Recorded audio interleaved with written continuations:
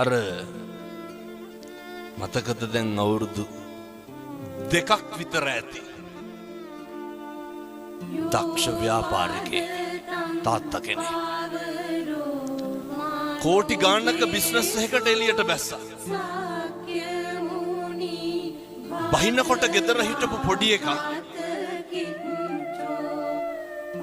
ගල් කැටයක් අරගෙන කාර් එකේ අතුල්ලනවා.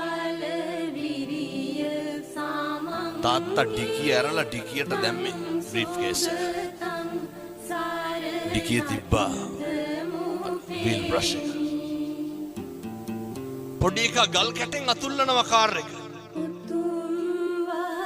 කේන්තිය කොච්චර ආවද කියනවනම් අර වීල් බ්‍රෂ් එක අරගෙන කොල්ලට ගැහුවා.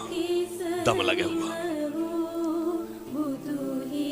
පොඩි එකා කරන සමහරක් දේවල් දිහා බලලා සතුටු වෙලා නැද්ද තාත්තා?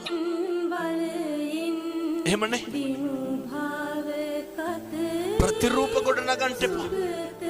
මේ වචනේ නම් කියන්න පුළුවන් පැය 4ක් විතර. මේවා හරි මධ්‍යස්ථ වෙන්න. දුකක් ඇති වෙනවා නම් පින්නතුනේ ප්‍රශ්නයක් ඇති වෙනවා නම් මැදිහත් නොවීමේ නිසා නෙමෙයිද? අර පොඩි එකා මොකක්ද අර කාර් එකේ ඇඳලා තිබ්බේ?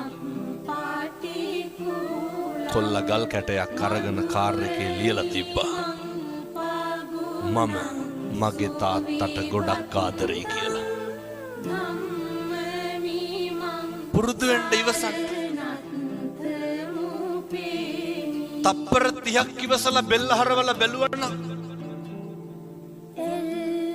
ගහයිද ගල් කැටේ වීල් බ්‍රෂ් එකේ? මම මගේ තාත්තට ආදරෙයි කියලා ලියලා තිබ්බේ. ජීවිතේ ඉවසලා බැරිම තැනක් එනවනේ. ඔතන දිවසන්ට